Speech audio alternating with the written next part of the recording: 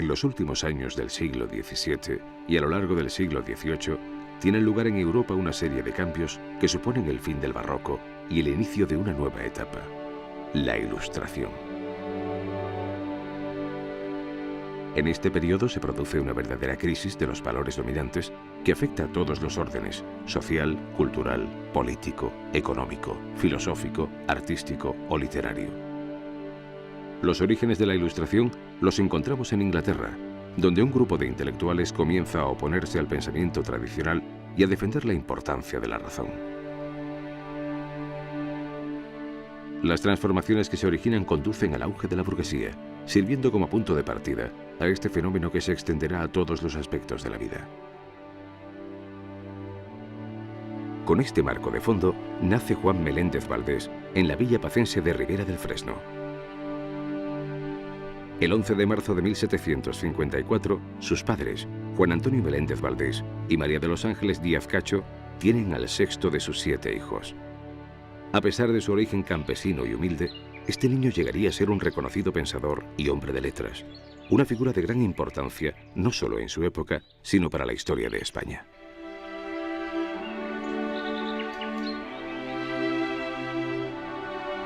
Meléndez Valdés en su época.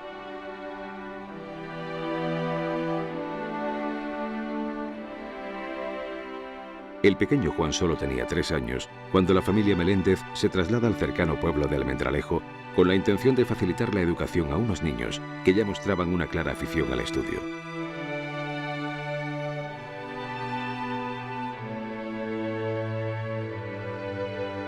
En esta localidad vivió la mayor parte de su niñez.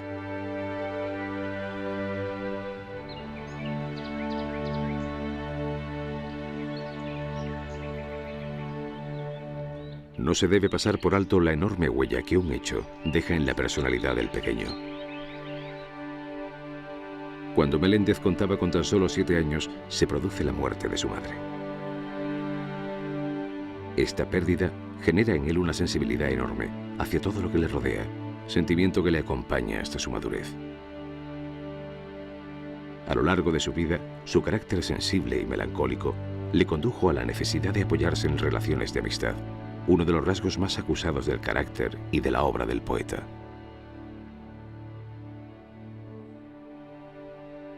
En 1767, el joven Meléndez Valdés deja Almendralejo y se instala en Madrid para proseguir con su formación, donde cuenta con la compañía de su hermano Esteban y el apoyo en la distancia de su padre, quien quiso satisfacer las inquietudes intelectuales de su hijo.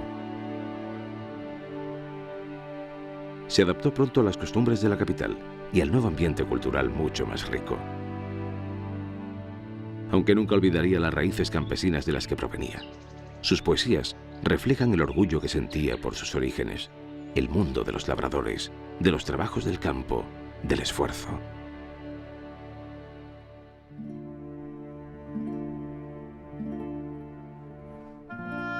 No, Fabio amado, no. Por estos campos la corte olvida.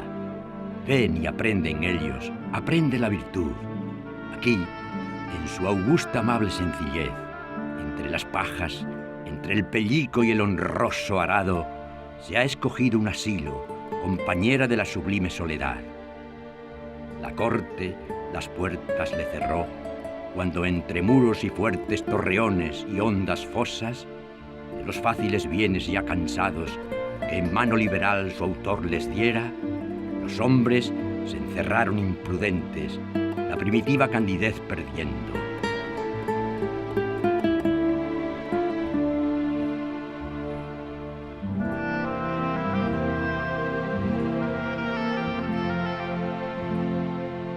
En la capital, Meléndez realiza estudios de filosofía y latín durante 3 años en el Colegio de Santo Tomás. Los 2 siguientes se centran en el estudio de la lengua griega y la filosofía moral en los afamados Reales Estudios de San Isidro. Durante su estancia en Madrid, el joven estudiante solo viaja en una ocasión a Extremadura para ver a su familia. Sin embargo, el contacto en la ciudad con sus familiares, su hermano Esteban y su tío Valdés, es constante. En 1772 se traslada a Salamanca, donde comienza su formación superior en la Facultad de Derecho. En esta ciudad de gran tradición literaria, combina sus estudios legales con los humanísticos de historia, filosofía o retórica. Así va adquiriendo una gran cultura que poco a poco le consolida como un destacado jurista y hombre de letras para el resto de su vida. En Salamanca, Meléndez conoce y se casa con una joven de familia acomodada, María Andrea de Coca. Como mujer virtuosa y ambiciosa, María Andrea ejerce una constante influencia sobre él que determinará sus pasos hasta la muerte. Por ser una pareja sin hijos ni obligaciones familiares, el poeta se entrega a sus aficiones intelectuales y literarias con espíritu ilustrado. En estos años de cátedra en Salamanca, establece relaciones con algunos de los literatos más importantes del momento. Cadalso se convierte en un modelo para el cultivo de la poesía anacreóntica y le proporciona cierto aperturismo hacia las ideas ilustradas europeas. Con Jovellanos inicia un intercambio de correspondencia que duraría varios años, quien le guía en sus lecturas y le aconseja que estudie inglés. Obtiene una cátedra de Humanidades y finaliza sus estudios de Derecho hasta doctorarse en 1783. Por estas fechas se hace socio de la Real Sociedad Vascongada de los Amigos del País. Entregado a la enseñanza, intenta llevar a cabo una reforma de la universidad, institución anclada en las ideas tradicionales.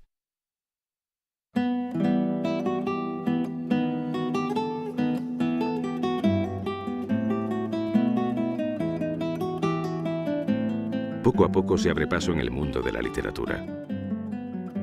En 1780 gana un concurso poético convocado por la Real Academia Española con Batilo, égloga en alabanza de la vida del campo.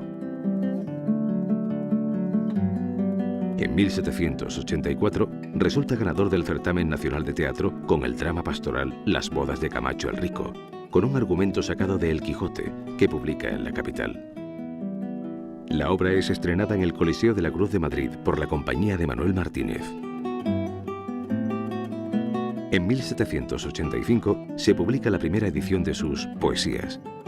El gran éxito obtenido da lugar a varias reimpresiones de la obra. Sus composiciones están dentro del estilo rococó, con un predominio de lo galante y lo sensual. Entre los temas más frecuentes se encuentran la alegría de vivir, los amores gozosos, los bailes y danzas, lo placentero. Pero también se interesa por los temas y la estética neoclásica. Recuerda asuntos pastoriles en el marco de una naturaleza idealizada. Sonetos amorosos de corte garcilasiano. Odas que recogen tópicos de la antigüedad clásica.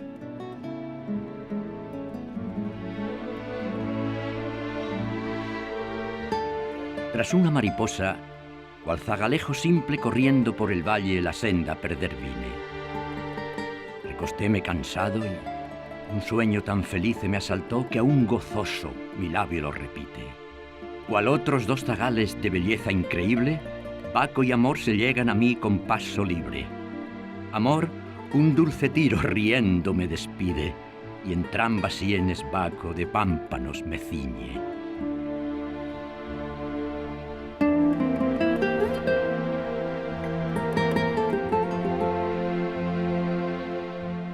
En 1789 decide desvincularse de la Universidad de Salamanca, ya que los profesores de tendencia más tradicional no ven con buenos ojos las ideas progresistas de Meléndez. Retoma su vocación judicial en la que se había formado profesionalmente y consigue acceder a una magistratura en Zaragoza, donde desempeña el cargo de juez de lo criminal en el Real Tribunal de Aragón. Como hombre comprometido con su tiempo, desea ser útil a la patria y llevar a cabo una serie de reformas que contribuyeran a la mejora del país. Esta voluntad de intervenir de forma más directa en los asuntos sociales le conducen a un cierto abandono de su actividad poética. Encuentra tiempo para asistir a las reuniones de la Real Sociedad Económica Aragonesa, en cuyas tareas culturales colabora, poniendo en práctica sus ideas ilustradas y su afán de renovar la educación. Dentro de esta sociedad le encargaron diversos trabajos y gozó de la simpatía de gran parte de sus socios. La sincera amistad que entabla con el director Arias Mon hace que éste le encargue la escritura del discurso de apertura de la Real Audiencia de Extremadura que Arias Mon debía pronunciar en Cáceres con motivo de su traslado. En él, Meléndez demuestra de forma clara su amor por las tierras extremeñas que le habían visto nacer, mientras que censura sus estructuras sociales de privilegio. Si todo magistrado está puesto en una atalaya de continua solicitud para las necesidades de la patria, nosotros debemos velar día y noche y añadir tarea sobre tarea para felicidad de Extremadura. Si debe ser inocente como la ley que representa y no hacer ni pensar cosa indigna de su alto ministerio, nosotros, que venimos por la primera vez a esta provincia y somos en ella la expectación y el ídolo de sus honrados habitantes, ¿a qué no deberemos sujetarnos para conservar a la toga su noble decoro y majestad?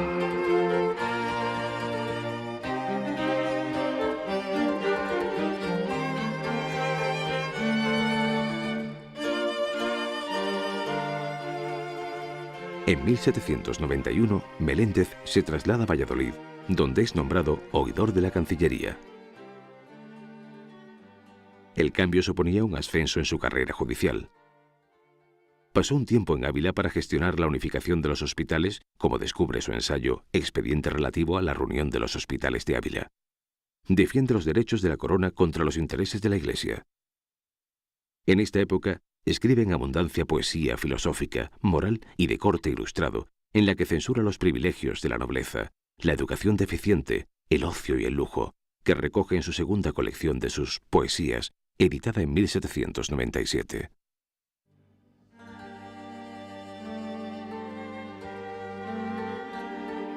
Amigo, tu bondad tu premio sea, ella tu premio sea. En tus oídos sin cesar clame y poderosa te haga poner fin a la empresa generosa, dando sustento y pan a la viuda, al orfanico tierno y desvalido, que a ti convierten sus llorosos ojos. Ah, ponte en medio de ellos, si lo puede tu ternura llevar. Ve su cuitada soledad indigente, ve sus manos, sus inocentes manos extendidas hacia ti, amparo suyo, sombra suya.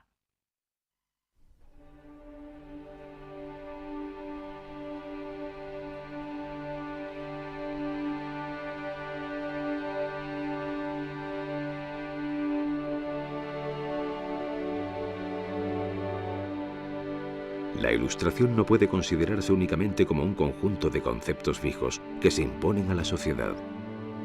La Ilustración es algo más. Es un método de pensamiento, una actitud ante la vida. Los intelectuales de la época manifiestan una confianza plena en la razón humana. Solo a través de ella se podía iluminar a la humanidad y sacarla de la oscuridad que producía la intolerancia, la ignorancia, el fanatismo o la superstición.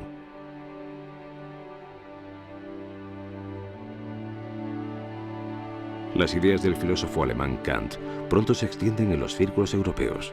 Había que atreverse a conocer.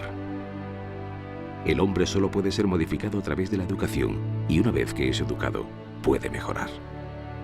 Los ilustrados manifestaron un gran escepticismo hacia la Iglesia. Para ellos, era la fuerza que había esclavizado la inteligencia y la voluntad humana en el pasado.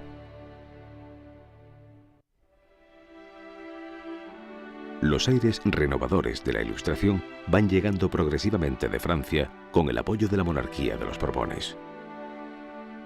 Su penetración en España fue lenta y progresiva, ya que las circunstancias histórico-políticas eran diferentes. La nobleza se niega a ceder su poder y depender de la burguesía, la nueva clase social que tomaba fuerza en toda Europa. Mientras, el pueblo vivía en la incultura y con altos índices de analfabetismo, dominado por una Iglesia católica que se oponía a todo cambio que supusiera un recorte de la autoridad que había mantenido durante siglos.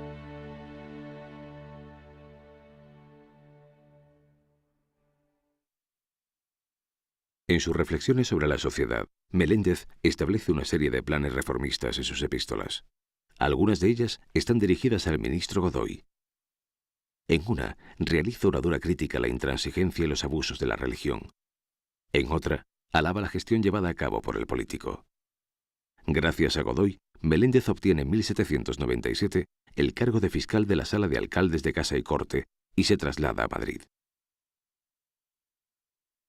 Los escritos jurídicos de este periodo poseen un gran interés, pues son un reflejo de sus ideas renovadoras, y fueron editados con el título de Discursos forenses.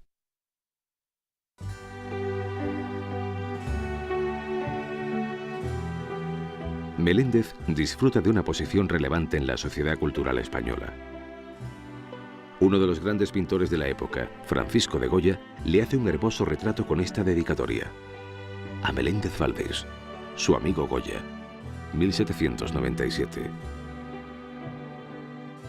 La gran amistad que desde hace años siente el pintor hacia él se deja ver en la dedicatoria y en la acertada captación psicológica que hace de su imagen.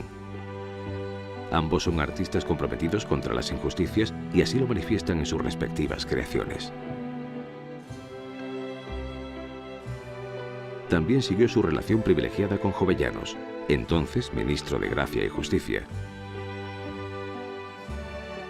En la capital fue pieza codiciada de numerosas tertulias, participando en las de la Fonda de San Sebastián, la que organizaba en su palacio El Capricho María Josefa Alonso Pimentel, la patrocinada por María Francisca de Sales Portocarrero o la que montaba la condesa de Montijo.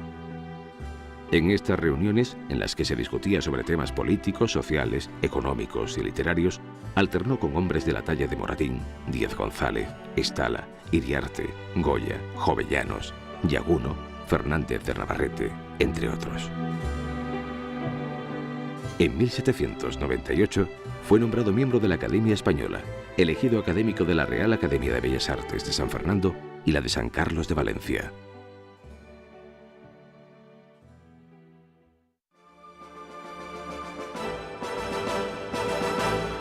La Revolución Francesa tiene un enorme impacto en España y sus ideas comienzan a extenderse entre los pensadores más avanzados. Pero la muerte del rey francés Luis XVI provoca un giro y da lugar a la persecución de sus seguidores. Muchos intelectuales son perseguidos y censurados por el gobierno, descalificados y condenados por la Iglesia ante la actitud crítica que manifiestan en sus obras. Algunos llegan incluso a ser encarcelados.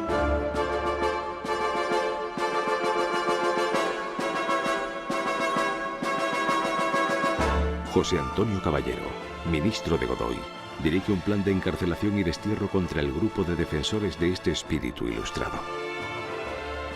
Entre ellos estaba Meléndez Valdés, quien en 1798 es enviado a Medina del Campo en espera de nuevas órdenes. Allí es jubilado de su oficio y su sueldo de fiscal queda reducido a la mitad.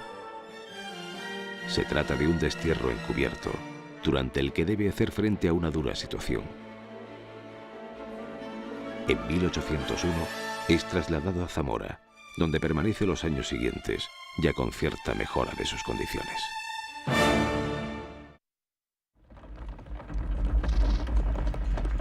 A finales de 1807, Napoleón pretende cerrar las costas portuguesas al comercio marítimo británico y así conseguir el bloqueo de Gran Bretaña.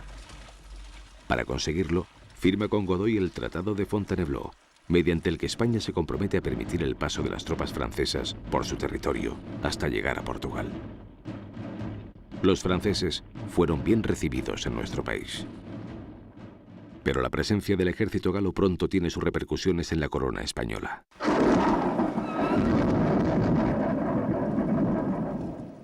En 1808 tienen lugar los graves sucesos conocidos como el Motín de Aranjuez.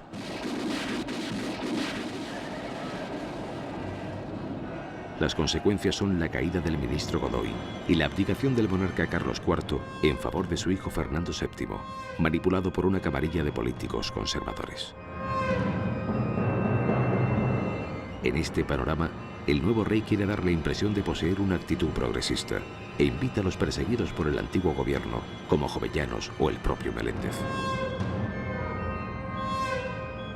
El extremeño es requerido para ocupar el puesto de fiscal de los consejos y autorizado para regresar a Madrid, aunque se muestra muy receloso.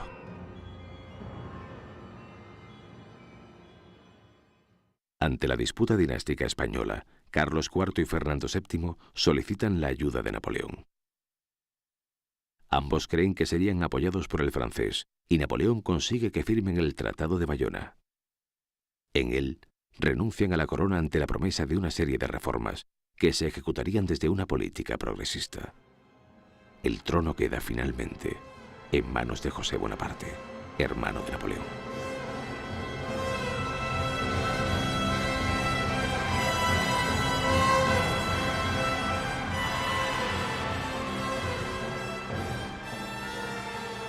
En 1809, Meléndez Valdés toma el puesto de fiscal de la Junta encargada de los negocios contenciosos, dirigida por el Consejo Real. También es nombrado presidente de la Junta de Instrucción Pública e incluso escribe algunos poemas en alabanza a José Bonaparte. A los ojos de muchos, esto significa verdadera colaboración con el enemigo invasor, pero para Meléndez significa la recuperación de la confianza en sí mismo y en los ideales de la Ilustración. Tras los sucesos del 2 de mayo, se inicia en España la Guerra de la Independencia.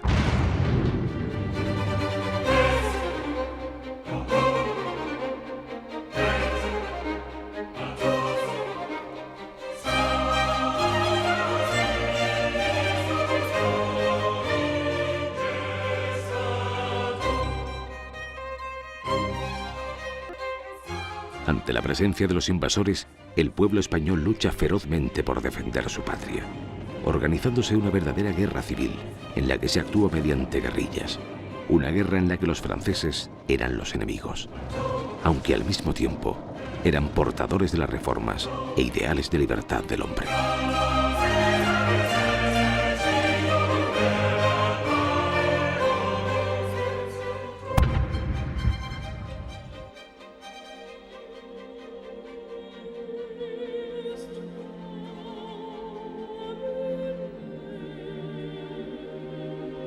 Hermanos, nos herimos, y viuda impíos nuestra madre hacemos, bajo un cielo vivimos, y unas aguas bebemos, y a emponzoñarlas bárbaros corremos.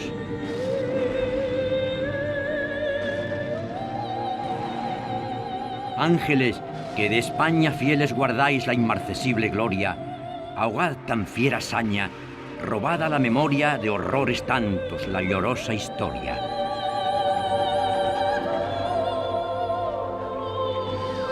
No dure ni en la pluma, ni en el labio tan bárbara ruina, jamás finible suma de estragos, lo mezquina, la patria a hundirse rápida camina.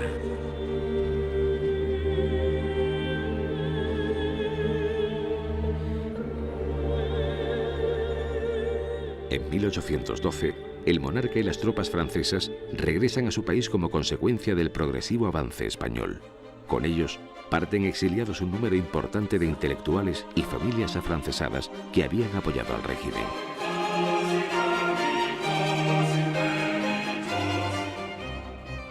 Entre estos va Meléndez.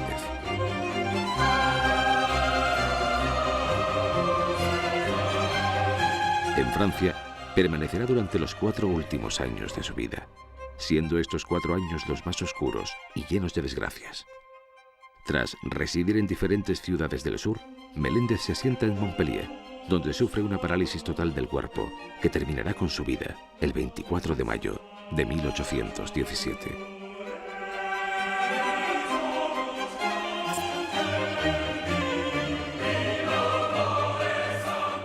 Tras diversos enterramientos en tierras francesas, sus restos mortales fueron traídos a España, quedando sepultados definitivamente en el Panteón de Hombres Ilustres del Cementerio de San Isidro en Madrid.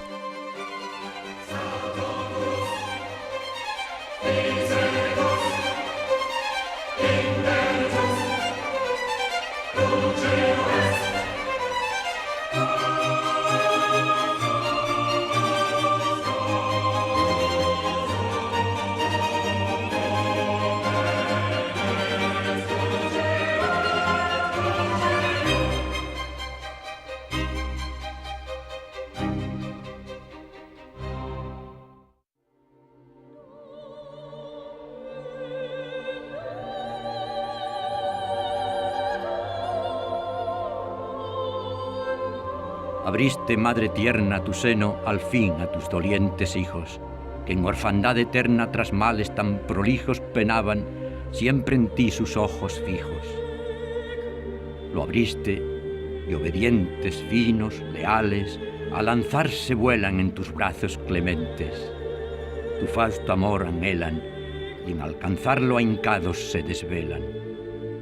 Todos en uno unidos, todos en santa paz, todos hermanos, lejos ya los partidos, lejos los nombres vanos que en conos atizaron tan insanos.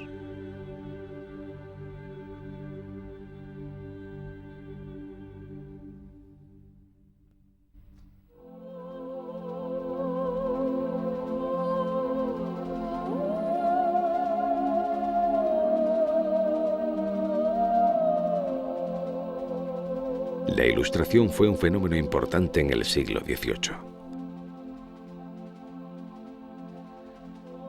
Bajo la luz de la razón, se produjo una verdadera revolución del pensamiento, basada en la creencia de una posibilidad de mejora y la fe en el progreso, ideas que aún perduran de forma más moderada en el siglo XX.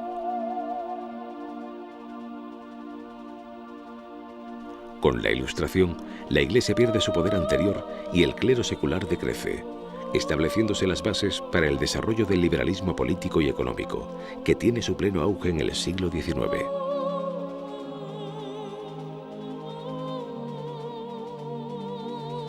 Se conforma una nueva actitud, con repercusión en todos los ámbitos, y cuyos límites llegan hasta nuestros días.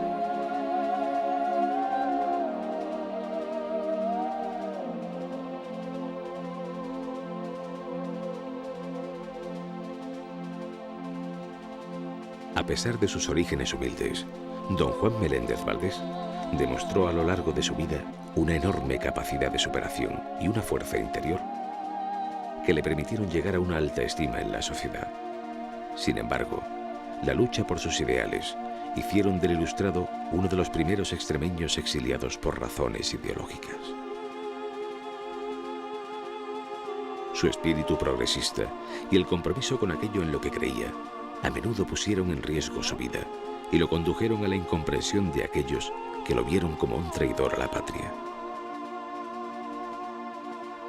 Otros afirman que en la vida y acciones de Batilo siempre existió un poderoso deseo por liberar a su patria del oscurantismo de siglos de represión.